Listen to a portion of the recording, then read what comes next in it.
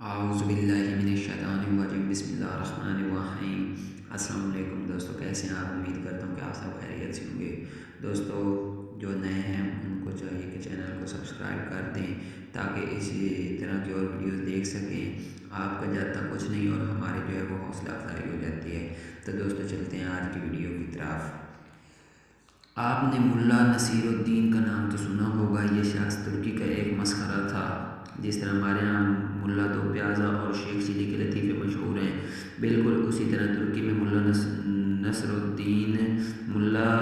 الدین کے لطیفے بڑے مزے لے لے کر بیان کیے جاتے ہیں۔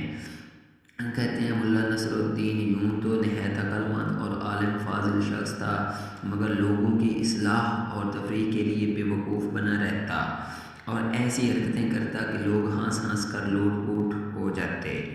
ملا نصر الدین کے پڑوس میں ایک مالدار یہودی رہتا تھا جو اتنا کنجوس تھا کہ کبھی کسی غریب اور محتاج کو ایک پیسہ نہ دیتا تھا۔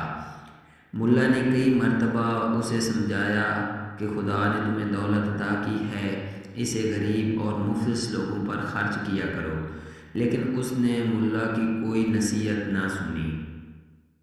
آخر ملا نصر الدین نے اسے سزا دینے کے لیے ایک ترکیب سوچی۔ ایک روز صبح سویرے وہ نماز پڑھ کر زور زور سے دعا مانگنے لگا،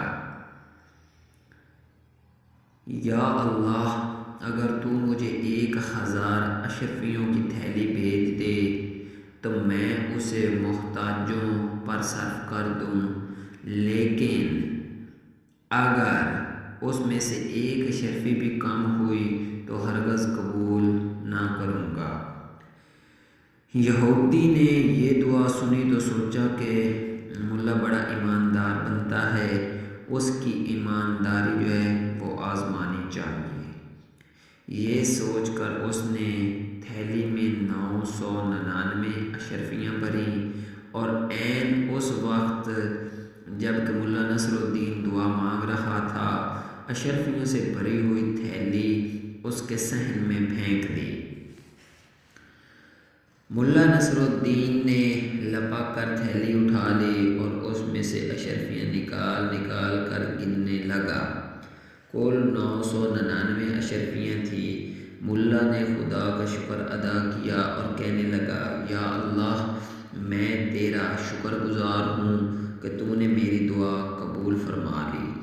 1 اشرفی کم ہے تو کوئی بات نہیں، یہ اشرفی پھر کبھی دے دینا۔ یہودی نے جب ملا نصر الدین کے یہ الفاظ سنے تو سخت پریشان ہوا اور دل میں کہنے لگا کہ یہ ملا تو بہت چالاک ہے، اس نے دھوکے سے میری اشرفیاں ہتھیا لی۔ وہ بھاگا بھاگا ملا کے پاس آیا اور کہنے لگا، تم بہت ہی بے ایمان شخص ہو، لاؤ میری اشرفیاں واپس کرو۔ تم نے تو کہا تھا کہ 1000 میں سے 1 اشرفی بھی کم ہوئی تو واپس کر دوں گا، لیکن اب تم 999 اشرفیاں قبول کرنے پر تیار ہو۔ ملا نصر الدین غصے سے کہنے لگا، تم کون ہوتے ہو مجھ سے اشرفیاں مانگنے والے؟ یہ تو میرے خدا نے مجھے بھیجی ہیں، جاؤ اپنا کام کرو۔ یہودی سیدھا قاضی کی عدالت میں گیا اور ملا کے خلاف مقدمہ دائر کر دیا۔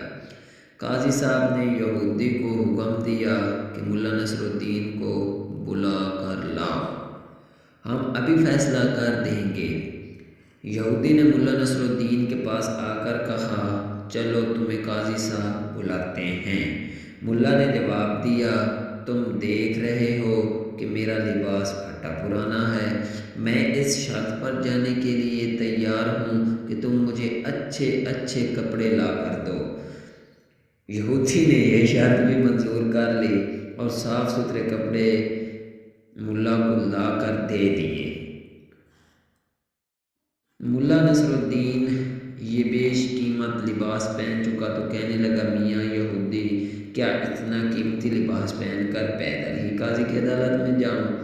لوگ دیکھیں گے تو دل میں کیا کہیں گے؟ جاؤ اپنا گھوڑا لے آؤ، اس پر سوار ہو کر جاؤں گا۔ مرتا کیا نہ کرتا۔